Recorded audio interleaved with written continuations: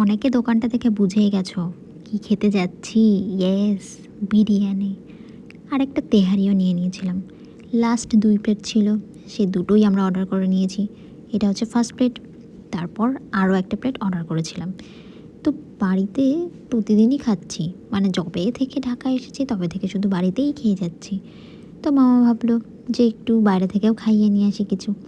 আর এসব বিরিয়ানি তেহারিগুলো না বাইরে থেকে খাওয়াটাই বেস্ট। 2-3 জনের জন্য আবার বাড়িতে রান্না করা খুব ঝামেলার।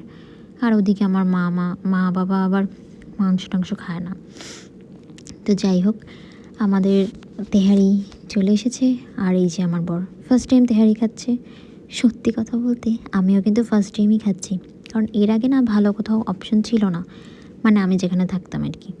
তো ঢাকায় এসে ভালো জায়গায় খাচ্ছি, ভীষণ ভালো লেগেছে, দুর্দান্ত লেগেছে। আর আমার বরের তো খাওয়া দেখেই বুঝে গেছো কেমন ভালো লেগেছে। তো আমরা একটা বিরিয়ানিও নিয়ে নিয়েছিলাম। তো বিরিয়ানির থেকে তেহারিটা সবার বেশি ভালো লেগেছে। আর বিরিয়ানিটা খুব একটা যে খারাপ লেগেছে সেটাও না, বাট ভালোই ছিল, কিন্তু তেহারিটা বেস্ট ছিল। তোমরা যারা ভিডিওটা দেখছো তারা কমেন্টে জানিও তোমাদের বিরিয়ানি ভালো লাগে নাকি তেহারি।